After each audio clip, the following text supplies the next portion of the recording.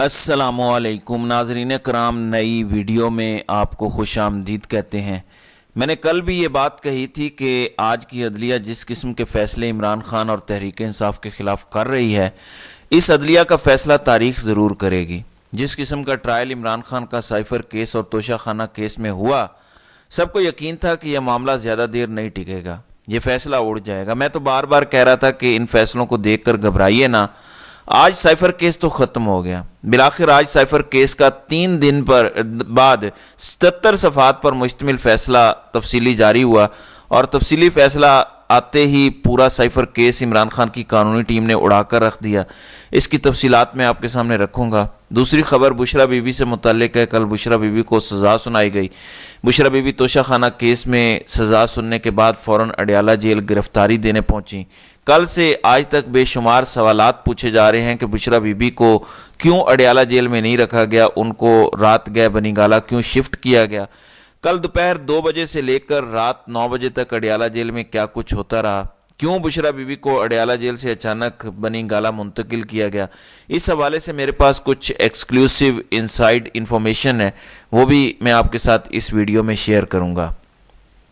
ناظرین کرام، پہلے میں آپ کو بشرا بی بی کے حوالے سے بتا دوں۔ دیکھیں، کل بشرا بی بی جب گرفتاری دینے اڈیالہ جیل پہنچی تھی تو میں نے ایک جملہ بولا تھا اپنے ویلاگ کے اندر کہ بشرا بی بی نے آج ایک بہت بڑا پلان ناکام بنایا۔ وہ پلان کیا تھا؟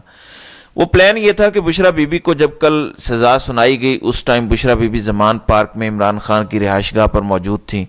پلان یہ تھا کہ نیب کی ایک ٹیم تشکیل دی جائے، پولیس افسران پر مشتمل ایک پورا اسکواڈ تیار کیا جائے اور زمان پارک پر ریڈ کی جائے۔ زمان پارک میں ریڈ کر کے بشرا بی بی کو گرفتار کیا جائے، وہاں ان کی تصاویر بنائی جائیں، اور جب زمان پارک عمران خان کی رہائش گاہ پر ریڈ ہو تو کچھ دیگر چیزیں بھی برآمد کر لی جائیں۔ بشرا بی بی نے یہ پورا پلان ناکام بنایا۔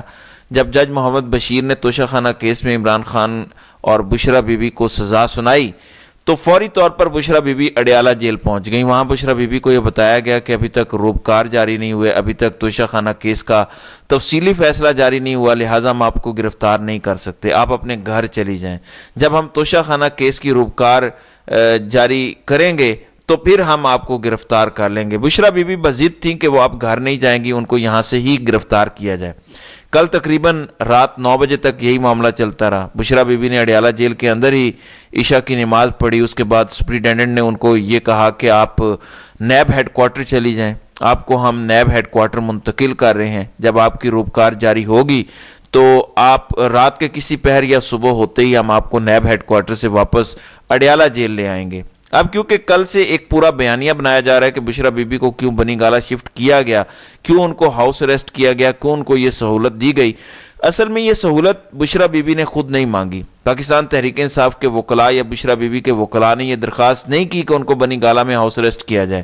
بشرا بی بی تو پہلے سے خود اڈیالہ جیل میں گرفتاری دینے گئیں۔ بہرحال جب کل رات تقریباً 9 بجے یہ فیصلہ ہوا کہ بشرا بی بی کو نیب ہیڈ کوارٹر میں منتقل کیا جائے تو اس پر بشرا بی بی اور ان کی قانونی ٹیم مان گئی۔ بشرا بی بی اور علیمہ خان اپنی گاڑی میں بیٹھ کر، آگے پولیس کا اسکواڈ تھا، اڈیالہ جیل سے نکلے کہ یہ نیب ہیڈ کوارٹر جا رہے ہیں، لیکن رستے میں ایک نوٹیفیکیشن ان کو موصول ہوتا ہے جس میں یہ کہا جاتا ہے کہ آپ کو بنی گالہ کے اندر ہاؤس اریسٹ کر دیا گیا ہے۔ اب بشرا بی بی کو اچانک وہاں کیوں شفٹ کیا گیا؟ اس شفٹ کرنے کا مقصد یہ تھا کہ ایک بیانیہ بنایا جائے، یہ کہا جائے کہ عمران خان جو کہتے ہیں کہ ہم ہر طرح کا ظلم برداشت کر سکتے ہیں اور کر رہے ہیں، لیکن ان کی اہلیہ بنی گالہ کے ایک بڑے گھر کے اندر خود کو ہاؤس اریسٹ کرنے کی درخواست دے رہی ہیں۔ میں آپ کو یہاں پہ یہ کلیئر کر دوں کہ بشرا بی بی کی جانب سے کوئی درخواست نہیں دی گئی، یہ بھی ایک پورا پلان تھا، اور بشرا بی بی کا اڈیالہ جیل جا کر گرفتاری دینے کا فیصلہ سسٹم پر بہت بھاری پڑا، کیونکہ پلان یہ تھا کہ بشرا بی بی کی تصدیق کر کے ان کو گھر سے گرفتار کرنا ہے، جو پلان انہوں نے ناکام بنایا۔ اب میں آپ کو دوسری خبر سائفر کے تفصیلی فیصلے کے حوالے سے بتا دوں۔ دیکھیں، جس ٹائم سائفر کیس کا فیصلہ آیا تھا، وہ تمام قانونی ماہرین، تمام عدالتی رپورٹرز جنہوں نے اس کیس کا ٹرائل دیکھا یا اس کیس کا ٹرائل سنا، وہ اسی ٹائم یہ کہنا شروع ہو گیا کہ یہ ناممکن ہے کہ سائفر کیس کی سزا کا عدم نہ ہو۔ جس قسم کا ٹرائل ہوا، اس ٹرائل کے اندر اتنے بلنڈرز اور سکم ہیں کہ یہ اسلام آباد ہائی کورٹ میں جا کر اڑ جائے گا، زیادہ سے زیادہ 2-3 سماعتوں کے اندر یہ سزا ختم ہو جائے گی اور یہ سائفر کیس کا فیصلہ ختم ہو جائے گا۔ اب 3 دن بعد سائفر کیس کا تفصیلی فیصلہ جاری کیا.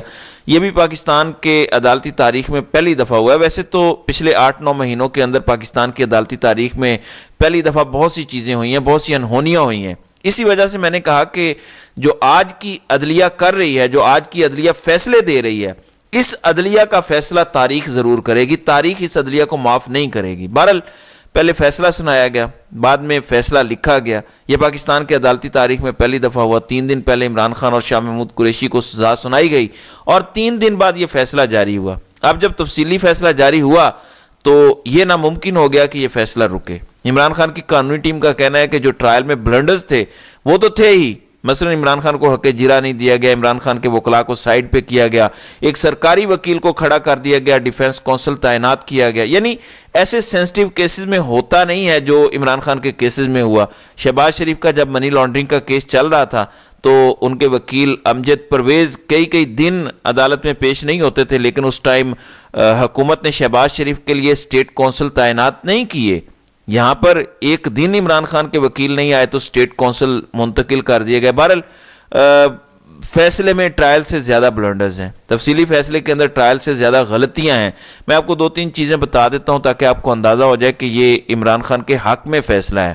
یہ ایک بہت بڑی تصدیق ہے کہ عمران خان کی حکومت امریکی مداخلت پر ختم ہوئی. عمران خان سچ کہہ رہے تھے, عمران خان کو ایک دن کی اس کیس میں سزا نہیں ہو سکتی.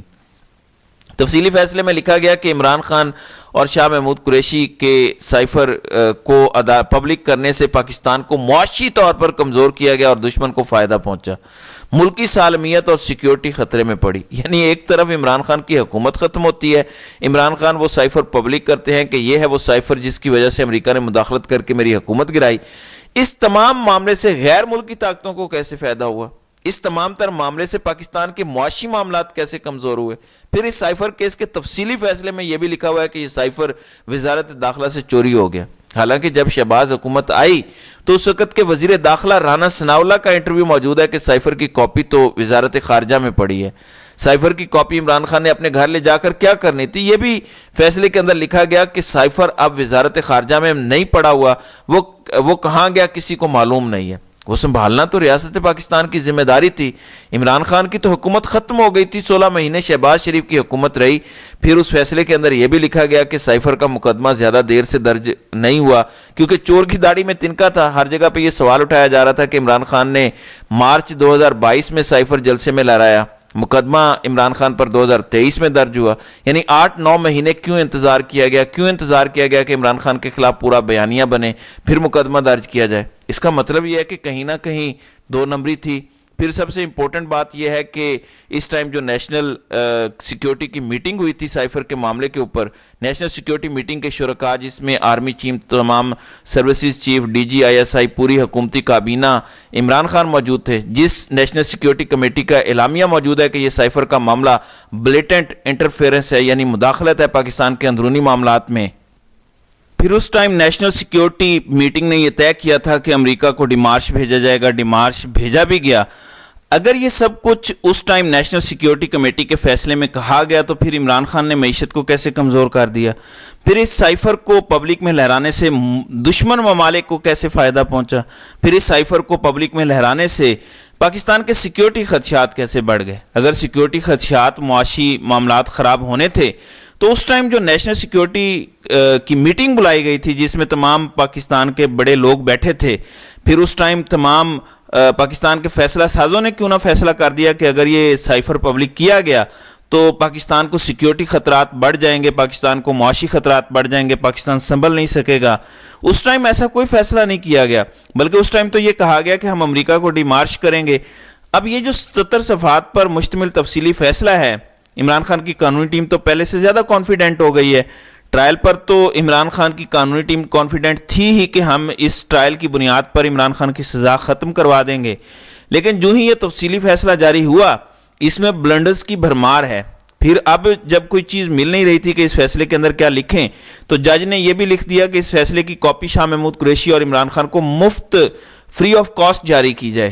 یعنی کبھی پاکستان کی عدالتی تاریخ میں کسی فیصلے کے اندر یہ نہیں لکھا گیا کہ ہم ملزمان کو کاپیاں فراہم کریں گے۔ اب ظاہر ہے انہوں نے فیصلے کا پیٹ بھرنا تھا، کچھ لکھنا تھا تو کچھ مل نہیں رہا تھا کہ کیا لکھیں، تو انہوں نے یہ لکھ دیا کہ عمران خان اور شاہ محمود قریشی کو اس سائفر کیس کا تفصیلی فیصلہ مفت فراہم کیا جائے۔